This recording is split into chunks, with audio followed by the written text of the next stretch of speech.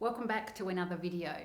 Today I'm going to be talking about how to increase your confidence when it comes to speaking up in online meetings. So if you're someone that works in a job that's requiring you to have more online type meetings, then this video could be of value. Because what we've seen recently is that there's been a 60% increase in the number of online meetings that are being held. So we're seeing this shift to a more hybrid working environment where we've got some face-to-face, but a lot of online meetings. Now, if you usually find it hard to speak up, then an online meeting can be both more challenging on the one hand, because we've got less body language, a lot less non-verbal cues to connect in with, to know when to speak or to get the nod or to understand how people are reacting. So that can make it a little bit harder. But on the other hand, there can also be some benefits, because we've got things like, the chat function that we can use, which means that we don't always have to communicate by speaking up. We can put our thoughts forward in another way. So there's pros and cons, like many things. But in this video, I'm going to share 9 tips under 3 key areas that I think can be of value to help you speak up with a little bit more confidence in online meetings. So let's get into it. So the 3 big areas that I think can be helpful to think about in online meetings are to make sure that you bring you a sense of presence so that you can be focused in the online environment. Now, we know that can be a little bit harder if you're at home and there are more distractions around, or you find it easy to kind of look over that way and no one's really noticing if you're on your phone and so on.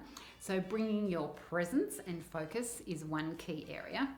The second big area is to have power, so tapping into your sense of personal power, so that when you do speak up, you are heard, is the other big area.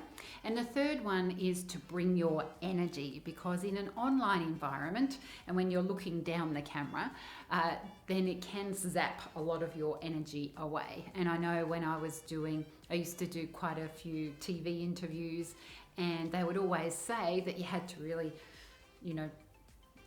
bring your energy even more so, kind of amp it up, because the camera can drain some of that away. And so demonstrating that you're engaged and enthusiastic by bringing your energy is the third big area. So I've got 3 points under each of those that I'll run through with you now. So let's look at the first one, which is bringing your presence to the meeting.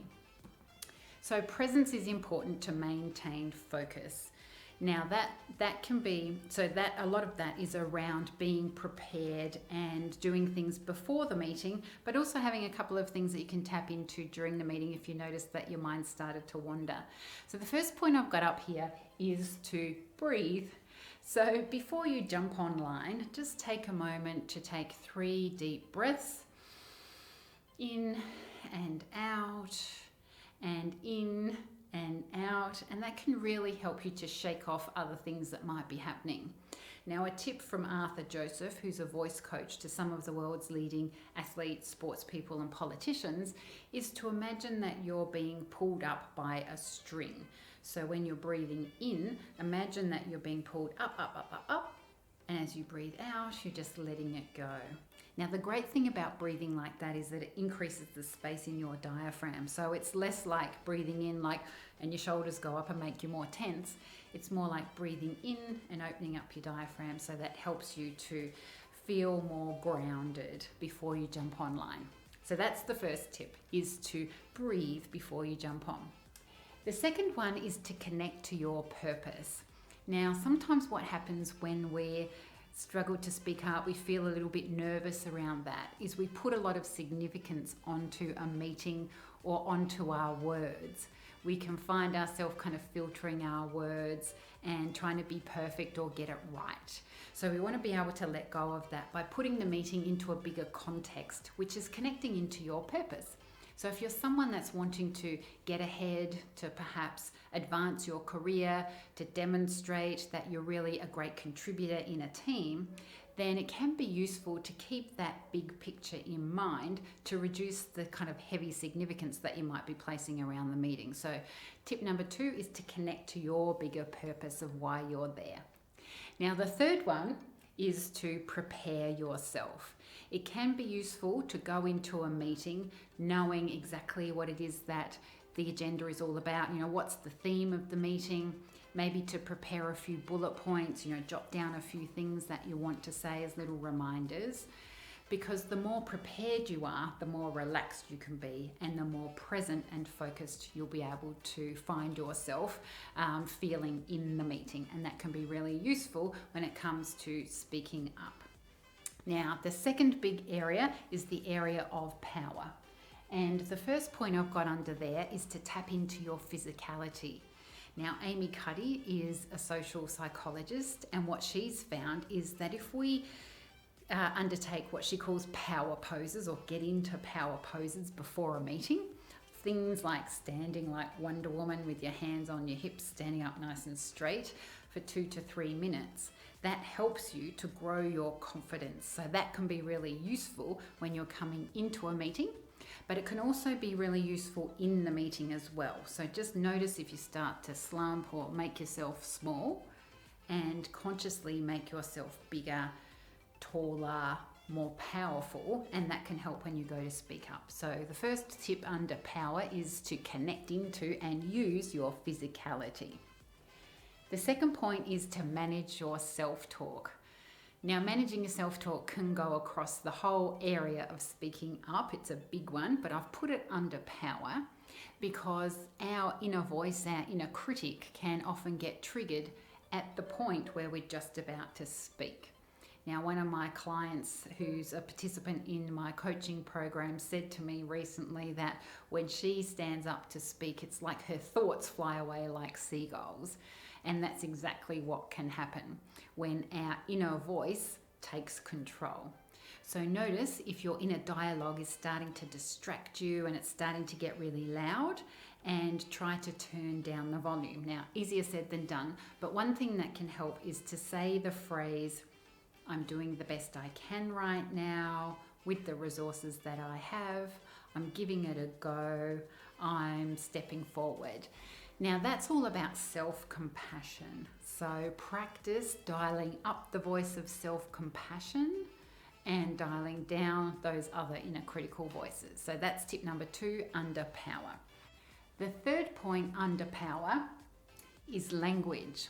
And what I mean there is to use authoritative rather than apologetic language. Now, examples are apologetic language is something like, "Do you mind if I?" So rather than saying that, try, "I'd like to contribute this." Instead of saying, "Is it all right if I?" Try saying, "My perspective that I'd like to contribute is."